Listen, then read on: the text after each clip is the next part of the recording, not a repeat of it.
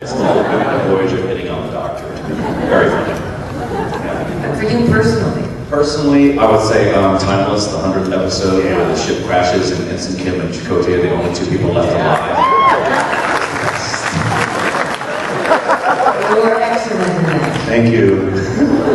If frozen. I love Sacred Ground. I really did. The first one I directed. I thought Kate was loved it. wonderful, and it was great. I love that. It was beautiful, wasn't it? Yes, it was beautiful. I had to take off my clothes. She had to take off her clothes. I actually asked her if she would be comfortable with that because it wasn't in the Covering up the script. microphone. Yeah. It wasn't really, that moment wasn't in the script, but I thought, this kind of vision quest ritual she's going through, and they would sort of cleanse, and it could be a really powerful image to see our captain disrobed and being... Divest herself of her armor. Yeah. And it was just my back. It was just her back, but it was beautifully beautiful. vulnerable. I love that. I love working with you on that. That was great fun. We were so young. We were so carefree. I don't remember that. What? Kate took her clothes off, trust me. Oh, bye. And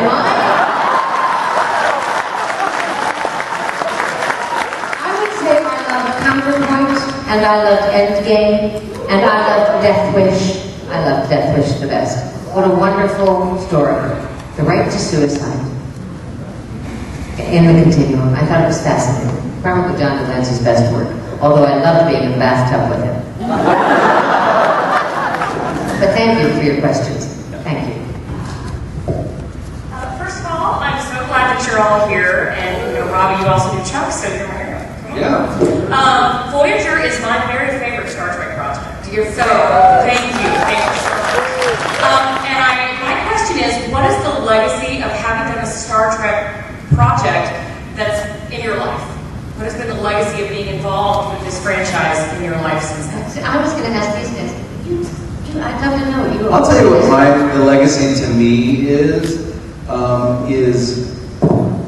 more than just the episodes and the stories that were told, but it's the people I've gotten to meet. It's the cast.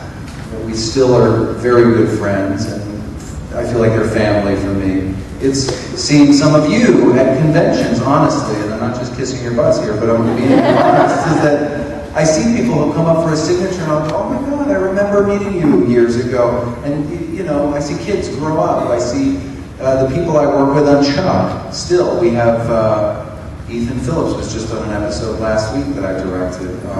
Ben Betts, our video guy from Voyager, has worked with us on Chuck for 5 years. Dan Curry, visual effects supervisor, is on Chuck. It's the people. That's the legacy to me of Star Trek, is that it brings people together and starts conversations about stories like Death Wish or whatever. There were some great stories and great idea starters, but it's about the people. That's the legacy to me. There you go. I'm done.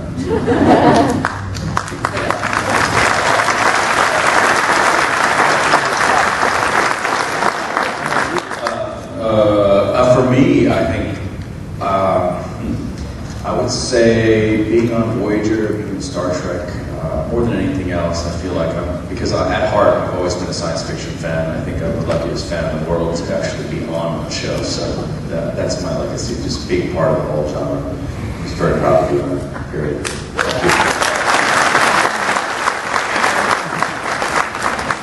Well, you can imagine. I was terrified.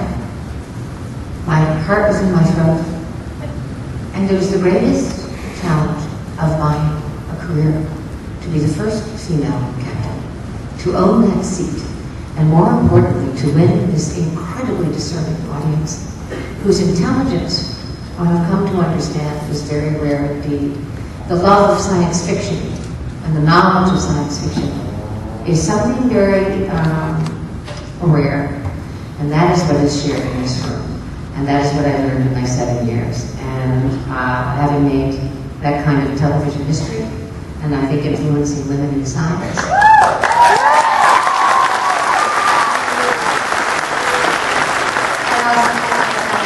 I say this, I know what my Mulgrew will say.